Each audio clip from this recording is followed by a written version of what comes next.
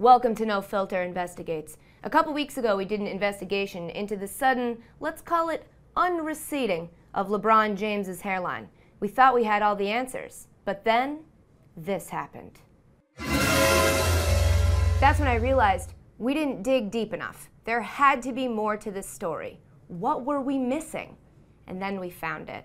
Guys, what I'm about to tell you may be shocking. It may upset you, but I think it's time you know the truth. And here it is. It's Thursday, June 5th, Game 1 of the NBA Final. LeBron James leaves the game early in the fourth quarter with cramps. He sits there, helpless, watching his team lose, and that's when he realizes he can't do it all himself. He has too much on his plate. He's just one man. So he flies home and wakes up the scientist who lives in his basement, and he says, "Doc, we gotta figure something out." The scientist puts his head in his hands and says, "I knew it would come to this. There's only one possible solution. Clones." I know, it sounds absolutely crazy. We're obviously not just gonna say something like that and not back it up with facts. So here we go. Remember when LeBron told reporters that he wasn't feeling normal before Game 2? That's because he cloned himself immediately after Game 1. Not one clone, not 2, not 3, not 4, not 5, not 6, not 7. He made 11 LeBron clones that he could send to do all the things he didn't want to do while he just got to play basketball and do fun things. And because clones are manufactured, you only take the best parts, so they're genetically superior. So the clones were able to have something LeBron never could. A full head of hair. And LeBron's not stupid. He knows this. So I imagine he warned his clones to be sure to hide their hairline whenever they could. And most of the time, they did. What's that? You want evidence, you say? Here it is. Here's LeBron 6 at Dwayne Wade's wedding. Nice hat. Real LeBron would never go to an ex-teammate's nuptials, and he certainly could never make Kevin Hart laugh that hard.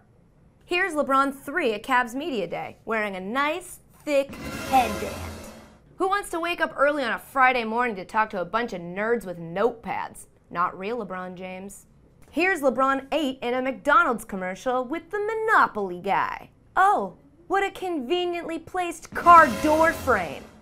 I guess LeBron James did not pass go, but still wants to collect his $200. Everything was going great for Everything was going great for LeBron, and LeBron, and LeBron, and LeBron, and LeBron, until one day, everything changed. It was September 16th, a normal day, just like any other, sun in the sky, maybe a cloud or two. LeBron had his scientists make one final clone, because he had this sneaker thing he was supposed to go to that he really wasn't interested in. And it sounded like a foolproof plan, but LeBron forgot that one really important fact about clones that everyone knows and is really just common sense at this point and taught to school children at a very young age. Clones are really forgetful in their youth. As the sneaker unveiling was about to begin, the clone reached for his hat and realized he left it at home. So he did what he had to do and walked out on that stage and introduced the world to the LeBron 12, which we all thought was just a sneaker. But really, it was him, the 12th and hairiest clone. And once you know that, I mean, really, it all makes sense. There were lots of warning signs we missed. Like, look at these tweets.